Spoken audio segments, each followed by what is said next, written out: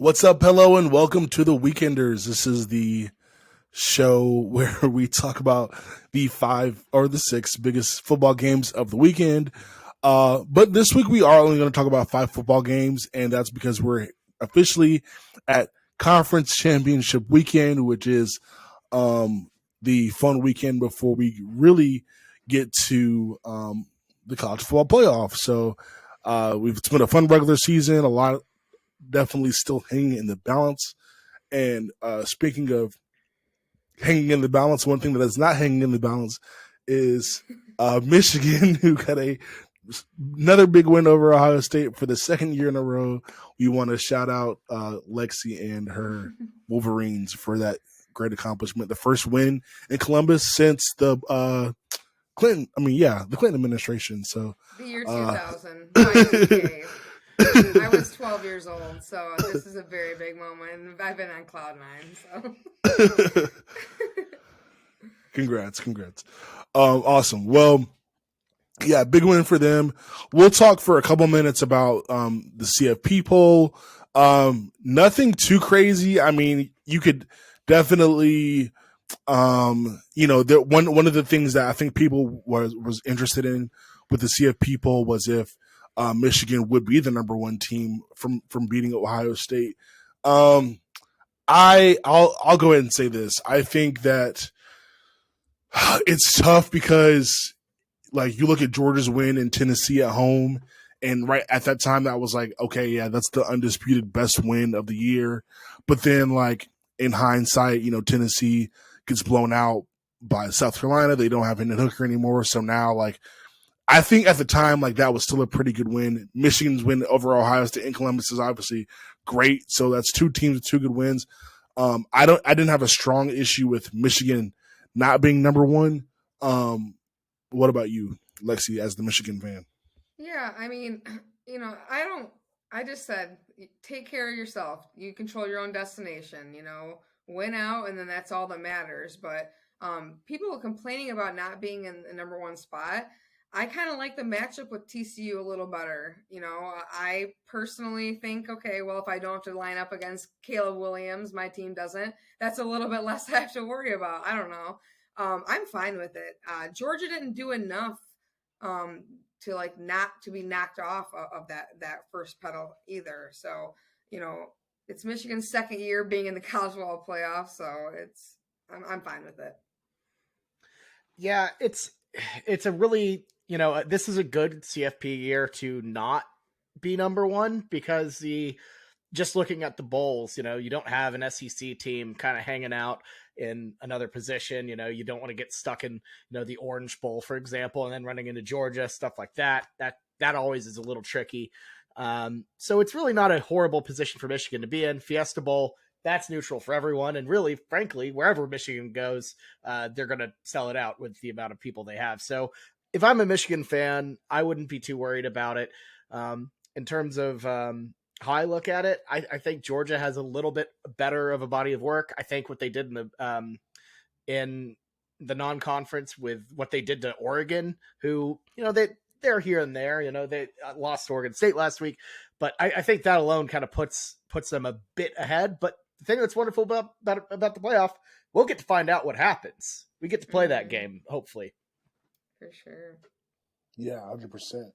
Well, yeah, definitely there's a lot hanging in the balance. I think, like, it'll be interesting to see how these conference championships, shake out because, like you said, Lexi, like, being number one versus being, number two, that could be a big difference when we get to, the next step in this process, which is conference championships, which could also determine, where teams are. So it really doesn't even matter this week, what 1 through 4 is, because honestly, that could change with these games. So let's talk about the first one. We'll talk about the Big 12 championship, and we'll just talk about these in order of what time they're on. Which I realized while scheduling this, they're doing 3 of them at 8:00 Eastern, which is crazy.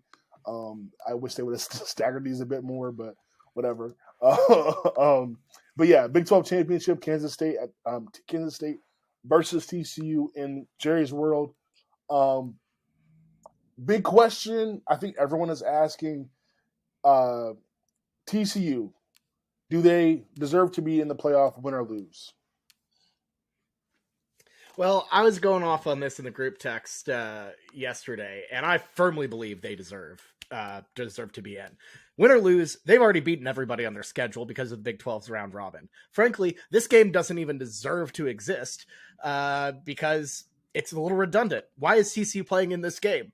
That is kind of ridiculous. They've beaten everyone they've needed to play. They don't need to beat Kansas State again, but here they go. They have to do it. So my thought process is TCU has done more than enough in the regular season. And the fact that they're having to play in this, put themselves on the line, put their neck on the line for no reason. I don't think penalizing them and, for a game that Ohio State and Alabama don't have to play because they didn't do good enough, they didn't win enough in the regular season, is kind of ridiculous. Alabama in particular, obviously 2 losses. Nobody should be talking about them at all. They're out in my mind.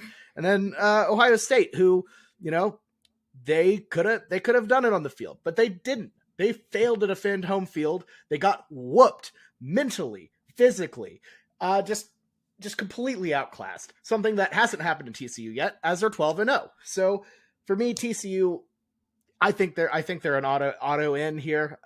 If they get jumped over Ohio State, it's an absolute fraud.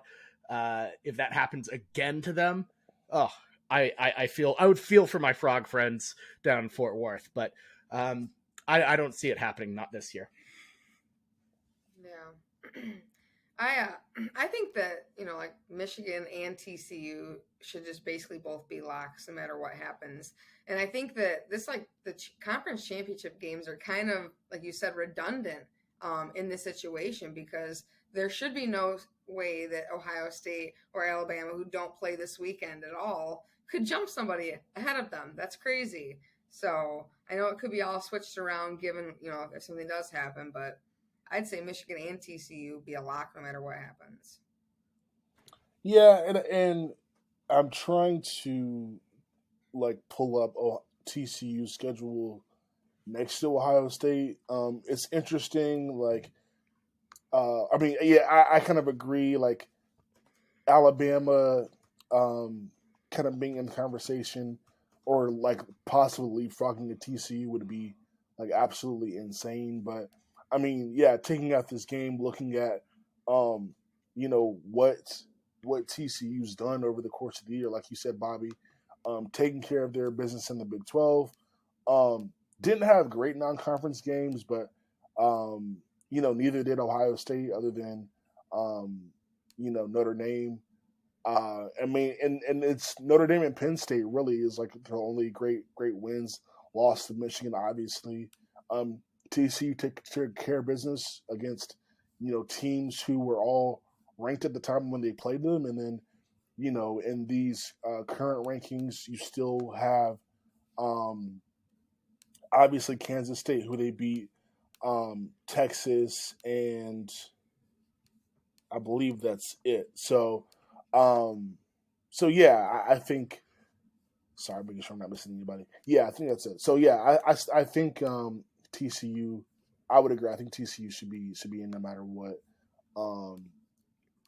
Even if they do lose this game, especially if they lose close. If it's a blowout, maybe you entertain a conversation, but if it's a close loss, I don't think TCU necessarily deserves to not be in the playoff because of that. Well, and I'll say this, and I feel like a lot of the talk about TCU have been oh, who have they played? The Big 12's down. Well, it's really a pretty fit conference up top to bottom. You have to play everybody. And the worst team in the Big 12, Iowa State, beat a team that was this close to playing in the Big 10 championship, Iowa, at Iowa City. So my thing is, because of the nature of the Big 12, because you have to play everybody, you can't duck the smoke. Not only that, but it's been a pretty bad year for the Big 10 outside of Ohio State and Michigan, who I think have both been very good. You have Penn State, who, admittedly, good record. They're ranked 8th right now.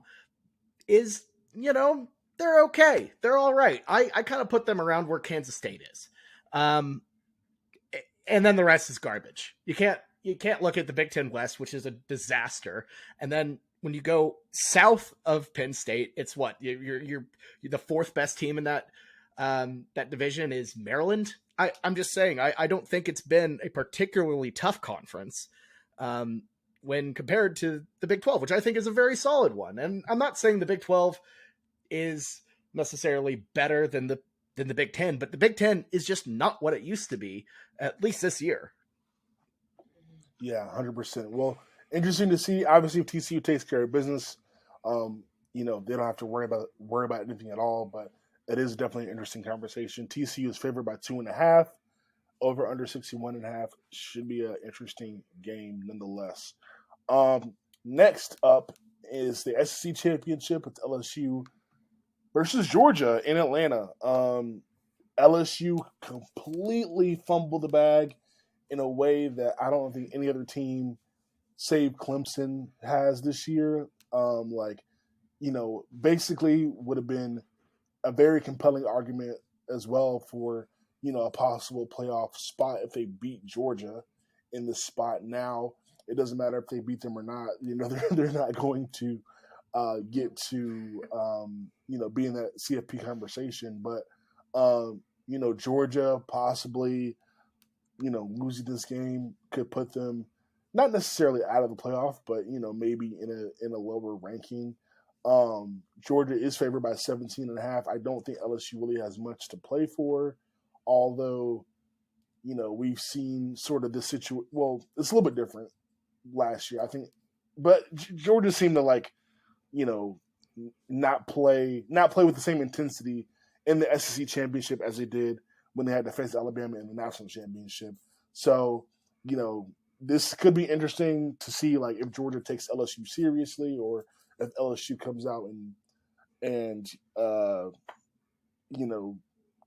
shocks everyone and wins the SEC championship. What do you guys do? You think it's important for Georgia to make a statement and win, though? Because I think it is. I think Georgia needs to just. I'm not doubting Georgia's abilities overall, but I think this year they haven't looked as impressive as they did during the regular season last year. So I feel like them handling LSU will do a lot for the mentality of the team, and for the opponents to say, okay, yeah, Georgia is Georgia, this, because there's sort of the low key sort of mentality that Georgia is can be beat, and I don't think that's good if you're Georgia. I think you want to show people that you are dominant. So how do you think they should approach this game? Yeah, I think they need to, because, like you said, this isn't the same team as last year. It's not as dominating, but I know Stetson's kind of been just shutting everybody up too each game, and just continues to win and does what he does. So I think as long as they just keep the confidence that they have now, that shouldn't be a problem. I think that they handle LSU with no issue, but you never know. That'd be pretty wild if they did lose, and definitely cause some crazy chaos in those rankings. But I think that Georgia is just the better team here, and as long as they just keep doing what they're doing, should win it. I'll ask you this, Lexi. If Michigan is number one, gets their pick of where they want to go for the playoff, either in Phoenix or Atlanta, do you think they pick Phoenix or Atlanta? Not playing, just throw the Georgia question out of the question. You're not playing Georgia. Where would they rather go? I'm going somewhere with this, I promise. Yeah, no, honestly, I'd probably say Georgia, just because we have a very high fan base in Florida. So, I mean, that would probably be but like you said earlier, Michigan travels well. So I think either way, West Coast or the South would be good. But I think they'd end up probably choosing Atlanta and wanting to be over near all those fans. Okay, because of that, Georgia has to win this game, because if they slip and Michigan takes the Atlanta thing from them, that's gonna hurt. So yeah, this is important that Georgia gets to win. It doesn't have to be pretty. I think any win over LSU will be enough to keep them ahead of a Michigan team that beats Purdue. So that's the thing. Take care of business and stay in Atlanta. That's 100% the most important thing for Georgia right now. Right. Yeah, I mean, in the past, the Atlanta home field advantage wasn't really one because you were playing Alabama, so like it didn't really matter. But like now, I think they absolutely have a chance to take advantage of that if they're able to take care of business. So yeah, I think they need to make a statement here. We're all kind of Mhm. in agreement of that. Georgia again is favored by 17.5. Over under a 51, kind of low, but um, should be an interesting game. All right, let's move on to the Big Ten championship. We are flying through this show, folks, because Lexi's got dinner plans and we don't want to make her late. um, okay, Big Ten championship: Purdue versus Michigan. Saturday at 8 o'clock Eastern. Michigan favored by 17. Um, Purdue. I mean, it's kind of like, all right, cool, whatever. Team came out of the Big Ten West, sure. Last year, Michigan completely dominated Iowa in this spot. Um, is this the question more of like health of some players? Um, Blake Corum, is there any word on if he'll play or not? I don't think he should in this game because it doesn't Yeah. mean much. But like, do we know? I haven't heard anything, but he did say like in an interview recently that it was just like constant nagging pain. So I doubt like I said, I don't know anything, but I just doubt he ends up playing, which, had Saturday not gone the way it did, I'd probably be freaking out. But just the way that this team has just stepped up in the time of need of that, then I don't see that being too much of a factor against Purdue, similar like it was against Ohio State.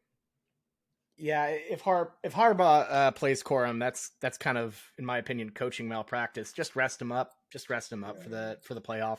Yeah. This Michigan team can beat Purdue no problem, and I think it will.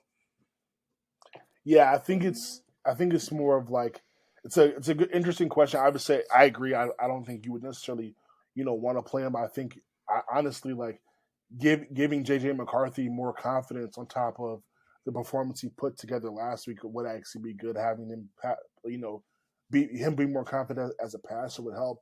I think the Mhm. quorum question is interesting because it's like, all right, do is it better to like you guys said, rest him or give him like a sort of like a ramp up sort of game, so it's not completely like depending on how his injury is, he's not completely like having to start from scratch whenever you get to the playoff. But that's something interesting to monitor for sure.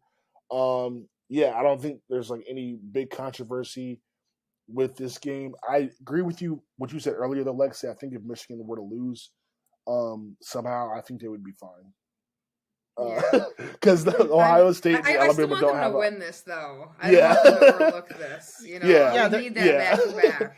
I don't think they're there's any like drama with this game. Is what I'm they're saying. in the No. CFP regardless, but you don't want to play Georgia. You don't want No, USC and no. Texas or TCU to both win, and then you play Georgia and Atlanta.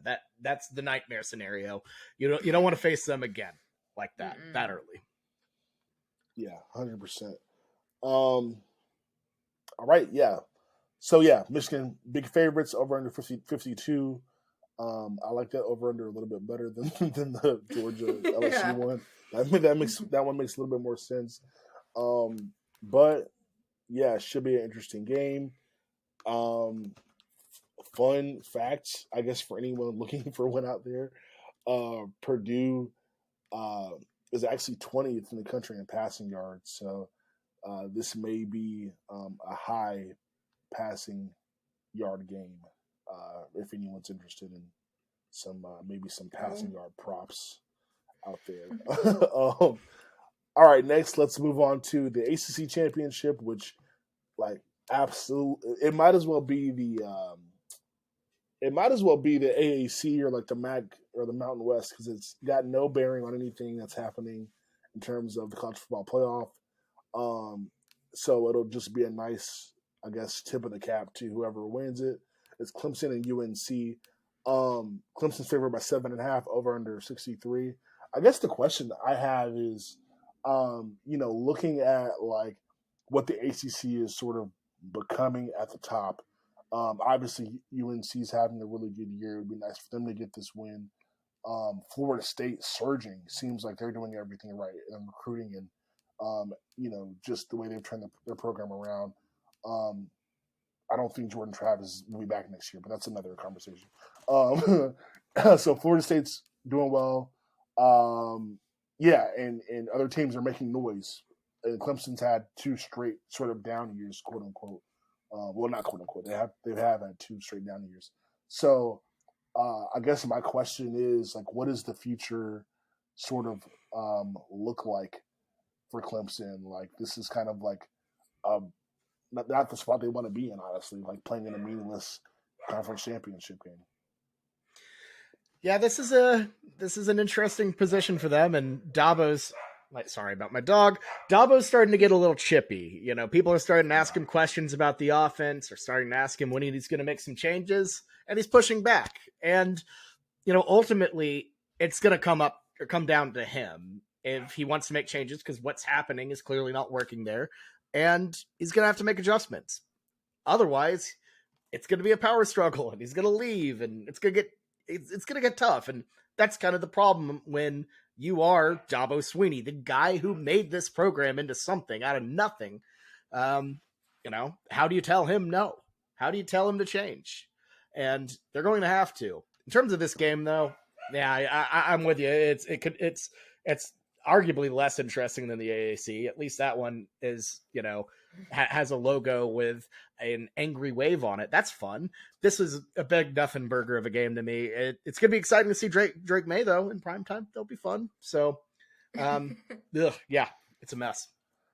Yeah, that's sort of the frustrating thing that this game like isn't even like standalone. It's like shuffled in with the other 8:00 games. So, I mean, I guess the game with the most drama attached to it is the one we're going to talk about next in the Pac-12 championship. But it's like, yeah, Michigan. You're either going to watch Michigan blow out Purdue, or I guess like just if you like good quarterback play, sure, yeah, watch Drake May.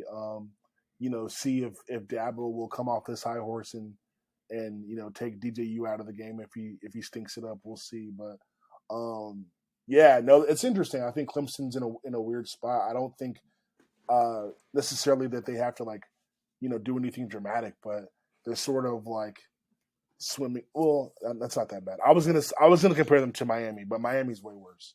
Oh, horrible! Yeah, oh my God. Miami's in a dark pit of despair.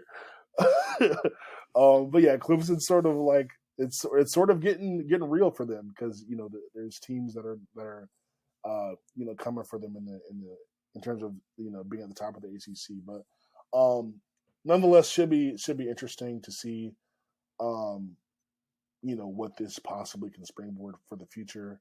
Again, Clemson favored by 7.5. Over under 63 should be an interesting game. So this is the last one we'll talk about, and it's the Pac-12 championship. Definitely another rematch. Like TCU and Kansas State. It's Utah versus USC. This game is interesting for a lot of reasons. I think that USC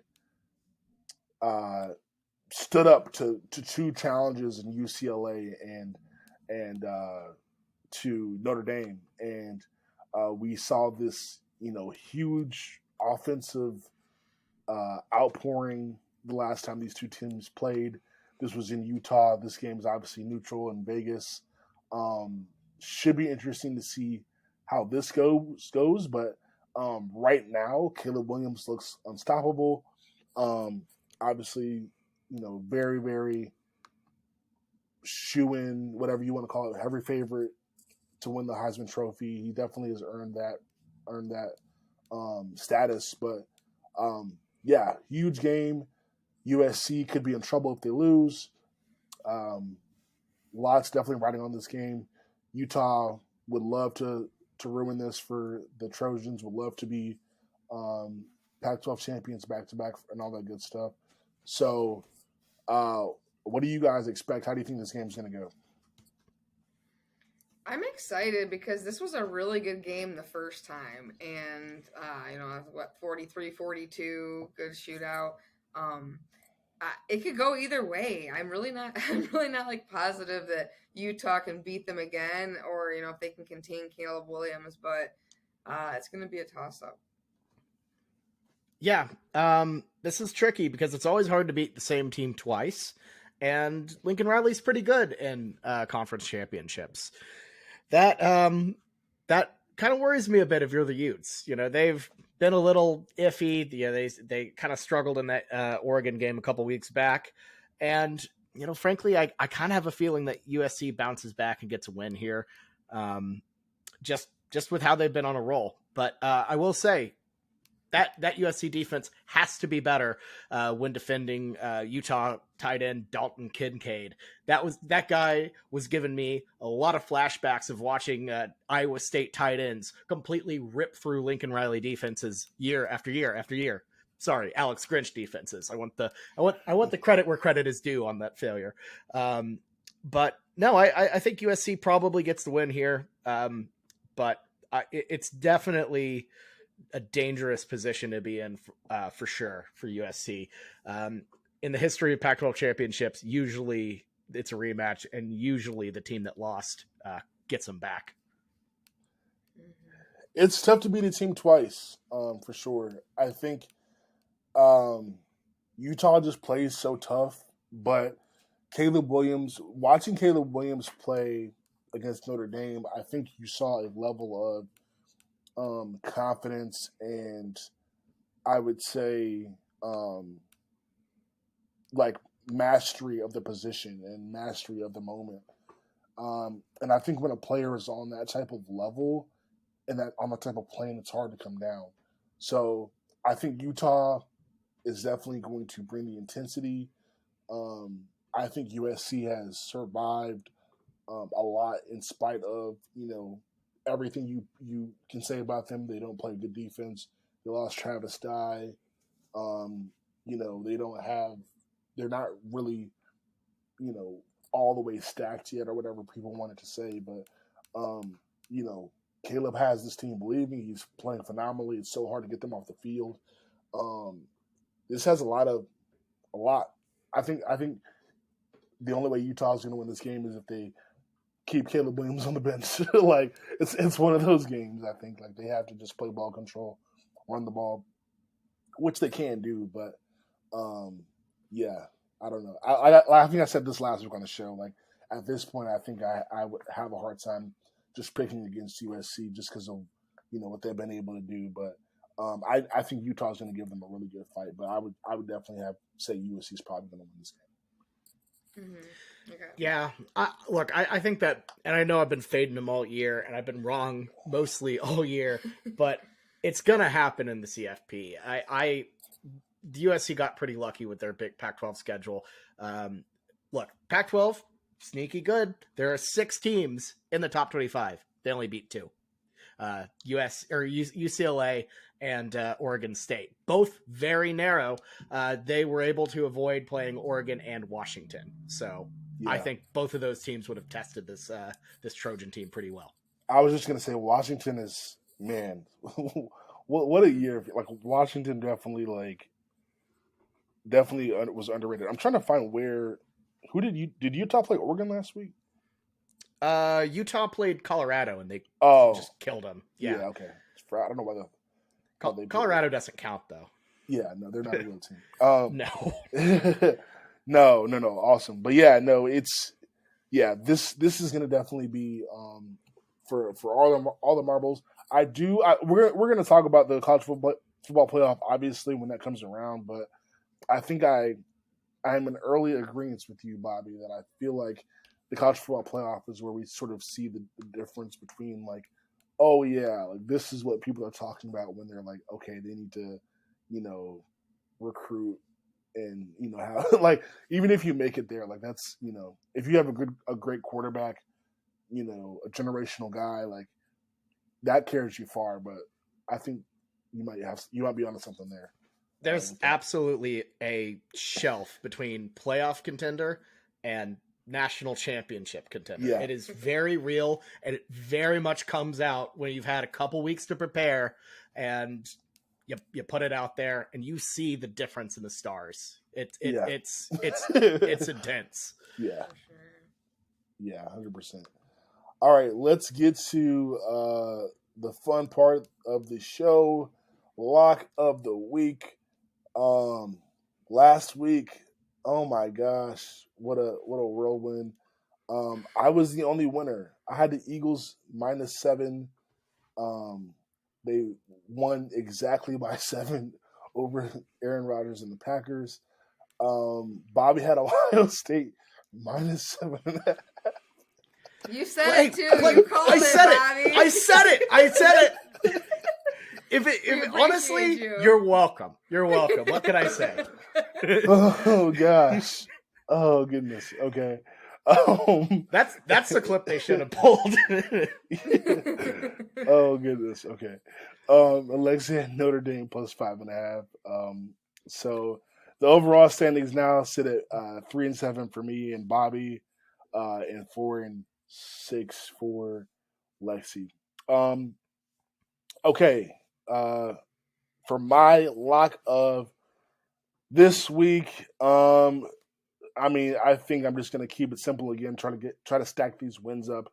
I'm just going to take Michigan to win outright. I'm going to be very, very vanilla because I want to get on a roll here. So Really going out on a limb there. Yeah, no, I'm taking the easy ones. I told you last week. I'm taking the easy pick easy out ones. there right now.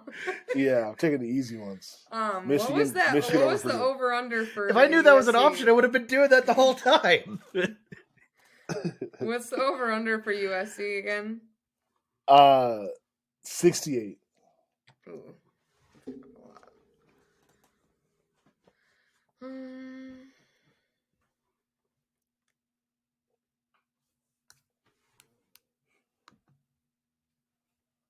What about Clemson? Oh, sorry. UNC? Sorry, I was like, I didn't say who could go next. Lex, you can go next. Clemson UNC over under 63. Okay. We'll just go with the over on that for Clemson UNC. All right. And I'm going to go with TCU -2.5 against Kansas State. I know I said earlier, it's hard to beat the same team twice, but I think this TCU team truly is special. And Sonny Dykes and what he has been doing at TCU is really impressive. I think they find a way to get it done at AT&T Stadium, at Jerry World. It's a short little drive down the way from Fort Worth. But hey, keep in mind, there'll be more Kansas State purple than TCU purple because TCU is very small. People forget, very, very small. But at the same time, I think they get it done basically at home, cap off 13-0 season, and become the only team in the Big 12 championship era since they moved around robin to go 13-0, which would be pretty massive. Nice. Awesome. Love Well, it. yeah, there we go. Locks of this week. Michigan.